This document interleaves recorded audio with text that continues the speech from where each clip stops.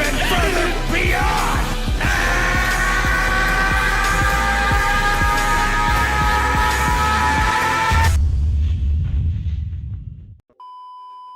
Yeah, my name's Zakashi and I'm recovered to an extent. I'm about 70% of the way there, but it's good enough for me to record content. So I wanted to bring you guys this video. People have been asking me for PvP guides, and I feel like this is like the last unexplored area.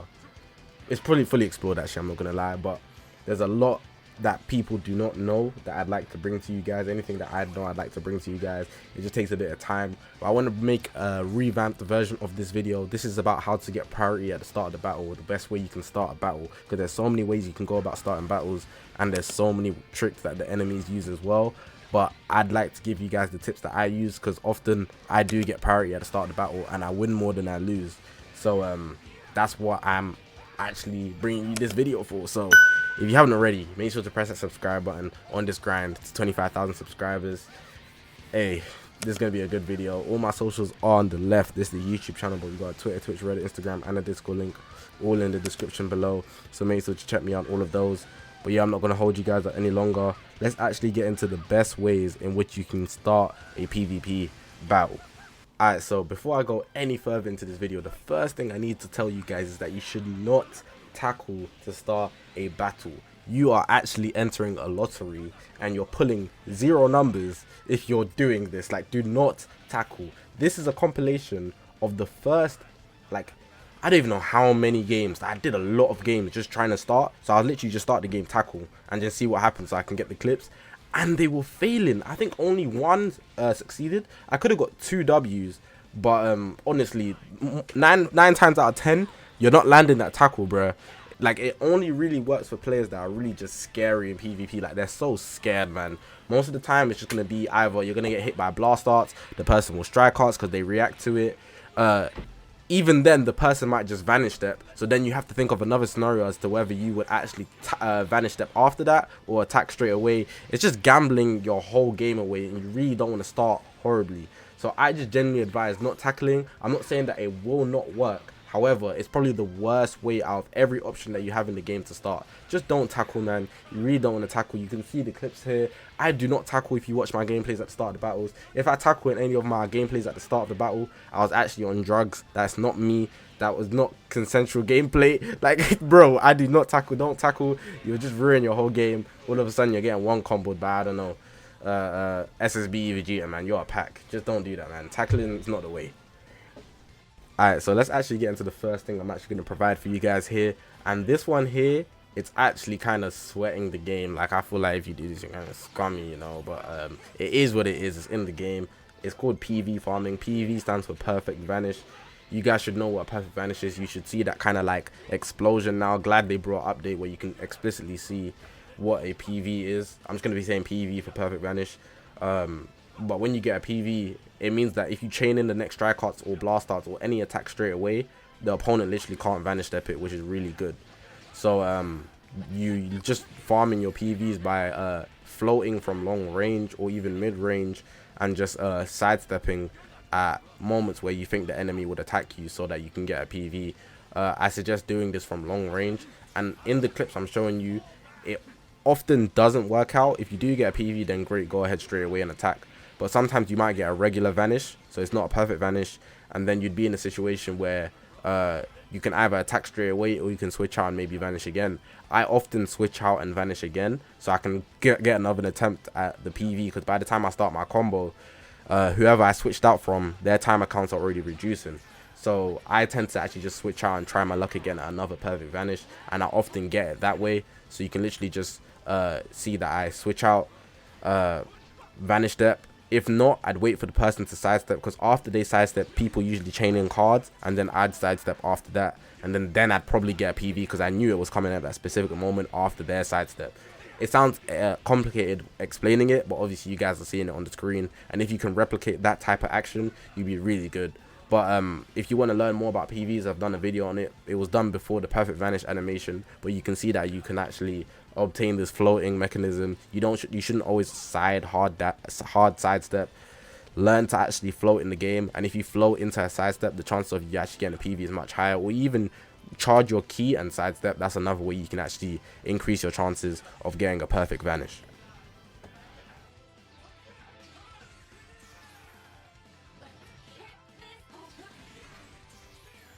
Now, with what I just told you about the PV farming, you can just manipulate that in different ways. So the best way that I actually like to manipulate it is by actually like floating forward to make it pretend as if I'm going to do a strike card. Because when you see the characters actually lean forward, people think you're actually going to attack. So they might actually try clash you, or they might think you're going to tackle them. And I told you not to tackle. So they often actually try strike cards to you to cancel it. And then because you're still at mid range, you can actually get a PV off that. So if you like float forward and then immediately sidestep, you can actually get a PV that way. Sometimes you won't, sometimes you will. It just depends on the enemy, of course. Every enemy is different, so I can't like dictate how every single battle you're going to play is going to go. However, that's one that I really like to use. And of course, if you're not floating forwards, you can do the opposite and actually float backwards. Going for a PV from long range works way better, but you can actually utilize it that way as well. So you can actually float backwards in case the enemy tries to actually tackle you. You have more time to think about it because you actually create more distance. Or if they strike, you can actually get a PV because of you floating backwards. So you can actually benefit in multiple ways that way. It just gives you more space, more room for error and whatnot. So definitely make sure to abuse floating in every way that you can, because it's actually really OP, and that's how players actually get the edge over other players. Like, it's, trust me, put it in your bag, bro. You can float everywhere. Just get used to floating, man. Floating is great. Now, I'm going to put these two in one, and this is because they're long-ranged attacks. So there's two cards in the game that work very well together, three even, if you will, depending on the character you're using. You've got the blast art, the blue card, and the green card. If you have a long-range green card, for example, I'm going to take Super Perfect Cell, the yellow one, or you can even take the revived Cell. He has the beam. They actually have green cards that go through blast darts. So in this scenario, you're at long range. Say you float backwards, right? This is the start of the battle, and your opponent actually uses a blast darts. If you time it perfectly enough, you can actually green card through their blast darts, which allows you to actually get priority without even using your vanish step, which is great. With the blast darts, instead of actually waiting for them to attack, you could actually blast darts. However, I don't always recommend starting like this because, like I said, you can get PVs. People PV farm. So if you blast darts, they could PV farm you, and now you're getting comboed. You lost priority. This is not what this video is for. But blast darts, depending on how the enemy's playing, say if they're spamming sidesteps, if you time your blast darts good enough so that maybe as soon as they do their sidestep, you actually do the blast darts, that way you can completely void a PV, then you'd be good, because at least then you can take out their vanish, maybe tap them after that, or you can decide on whether you want to sidestep or attack straight into it. It's just down to you. You could even wait there in position, because most people might actually switch out and try vanish step. So it's just down to you to actually use your IQ in that situation. I gave you all the options. I'll put some writing on the screen as well. But green cards and blast darts are really good, and blue cards actually work the same way as green cards, but instead of starting your combo only if it's long range, you can actually just take out a bunch of their health from the jump. I usually do blue cards all the time. I rise and rush from long range as well, but obviously you can't rise and rush to start the game. But blue cards, especially with blue cards that give great buffs, like I use Gogeta Blue, he gets like 40 or 50% off a blue card. So blue card and through blast darts at the start of the game gives me a good buff, but if I get the priority a second time as well, I can do a long combo, and that would just help me out immensely. For the last thing on this list, I don't recommend it, but it works. It works very well. But strike hearts, you should only really use them in the scenario you're using a character who has blast armor. So I use Vegeta Blue a lot, LF Vegeta Blue and Kefla on my fusion teams. I'm a fusion main. If you know me, you know me, but get to know.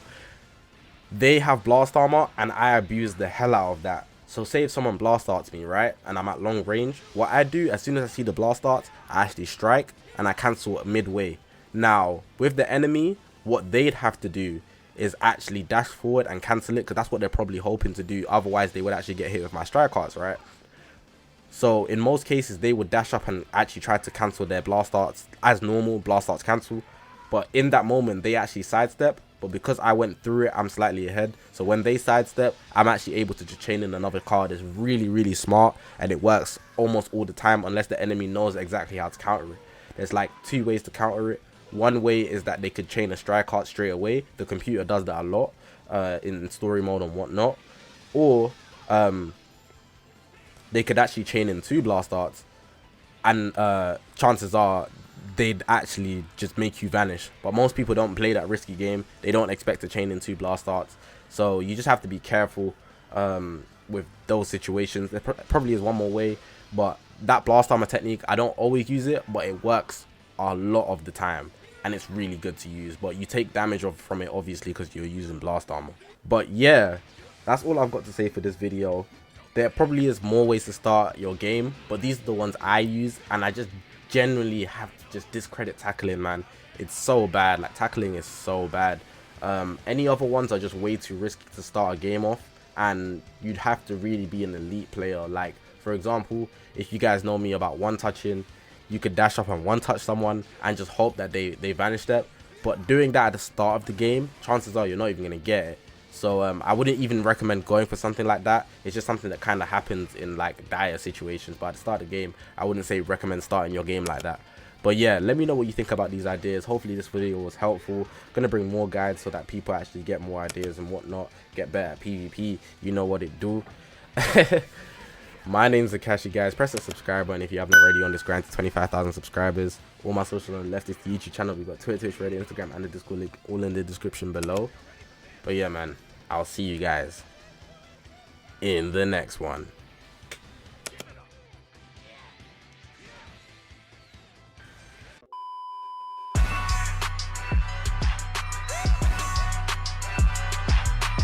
Please, lend me your energy! You're through!